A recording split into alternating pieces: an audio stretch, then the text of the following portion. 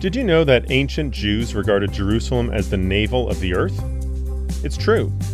Geography was immensely important in Jewish tradition, and there were three reasons for this.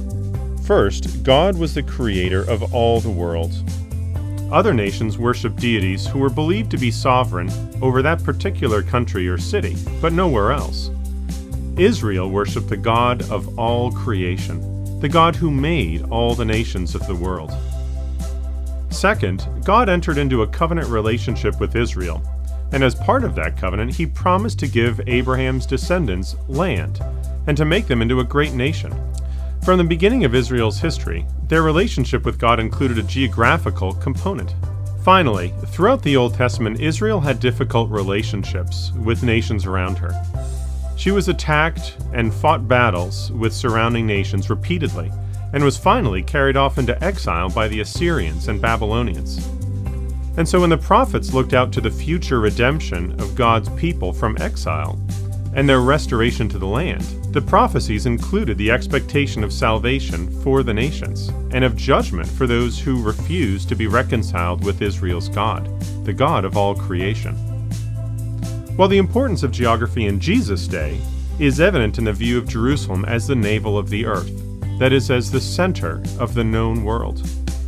Roman culture from the time already prepared for this belief, because with Rome in the far west and Parthia in the far east, with Asia in the north and Egypt in the south, Jerusalem was already very nearly at the center of the ancient Roman conception of world geography. Jews in Judea must have had a gut-level sense of the centrality of Jerusalem, as every few months Jews from diaspora communities all over the world would make a pilgrimage to Jerusalem to offer sacrifices in the temple and celebrate one or another of the great Jewish festivals. Communities of Jews living outside Israel throughout the Mediterranean world evidently shared this sense of the centrality and supreme authority of Jerusalem, since the high priests in the mother city would send letters to Jews in the diaspora with rulings about divorce and invitations to participate in particular religious events. And of course, we have a good example of this in the life of Paul before he was a believer. Remember when he was persecuting the church in Jerusalem and wanted to carry on his work in Damascus? He didn't just go and act unilaterally.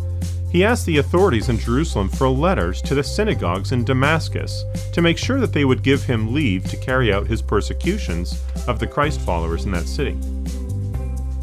Now, it's interesting to note that the early church took a similar view of the centrality of Jerusalem.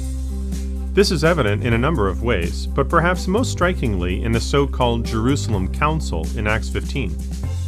When conflict arose among the earliest churches about whether Gentile believers needed to become Jews, the matter was thrashed out and finally settled by the leaders in the Jerusalem church, and letters were sent by those leaders to Christian communities in Antioch, Syria, and Cilicia.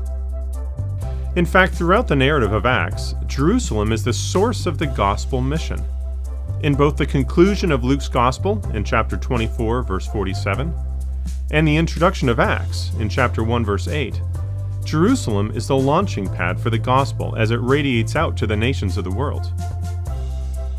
Appropriately, then, the first 5 chapters of Acts focus entirely on the developments in Jerusalem.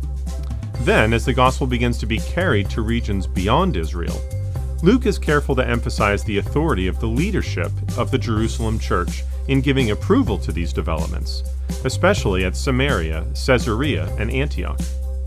All of this is consistent with the prophecies of Isaiah, who regarded Jerusalem as the locus of the divine law which would go out to the nations, and the mountain from which the gospel of Israel's God would first be proclaimed.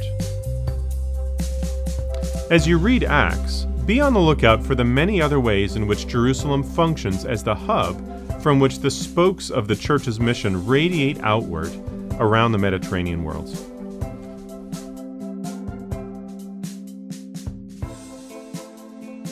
We hope you enjoyed this brief glimpse into one of our courses at Gordon Conwell Theological Seminary. If you'd like to learn more about the programs of study that we offer, please contact our admissions department by clicking the link below.